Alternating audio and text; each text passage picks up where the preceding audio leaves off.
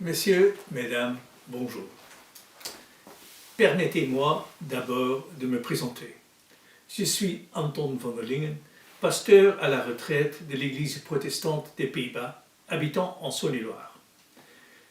Depuis mes études de théologie à l'Université de l'État de Groningue et à l'École biblique et théologique française à Jérusalem, l'exégèse, l'explication des textes bibliques m'a beaucoup attiré.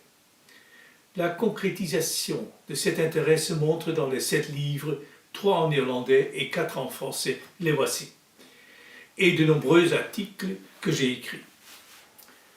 Le dernier livre, un recueil de narrations bibliques appelé « Petites et grandes histoires des rois d'Israël », n'est pas une autre étude des textes ou de l'histoire biblique, mais, en quelque sorte, l'application des recherches précédentes.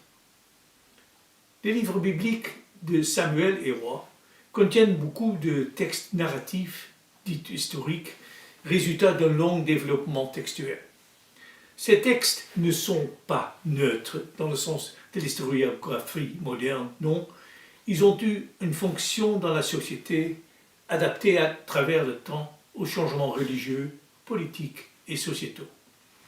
On pourrait dire qu'ils sont tendancieux.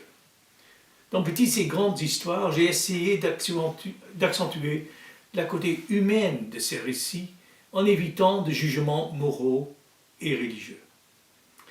En plus, j'ai combiné de différentes histoires en y ajoutant même des idées prophétiques pour donner une image plus large et donc moins univoque des événements dans les royaumes de Juda et d'Israël du XIe au VIe siècle. À plusieurs reprises, j'ai inventé des personnages qui pourraient avoir vécu à l'époque et dans les situations décrites. Ces nouveaux acteurs sont pour la plupart observateurs de l'histoire, mais ils donnent parfois une autre vision sur la réalité que celle donnée par les auteurs de la Bible. Cette vision n'est tout de même pas inventée, mais le résultat de recherches profondes de beaucoup d'exégètes, et elle ne nie pas au contenu des textes bibliques. Ces personnages peuvent combler les trous, les lacunes ou les omissions délibérées dans les textes présentés. Le recueil de narrations, Petites et grandes histoires, a, il faut l'admettre, aussi un côté tendancieux. Mon intention n'est pas seulement de divertir le lecteur, mais aussi de lui faire découvrir la richesse des messages bibliques, des interrelations dans les textes bibliques, l'esprit humain de la Bible et l'actualité de son contenu. Les narrations sont un miroir pour l'homme moderne, de sorte qu'il se reconnaît comme un être parfois trop superficiel et pas toujours agréable envers son prochain et son Dieu. C'est ainsi qu'il ressemble beaucoup aux personnages bibliques.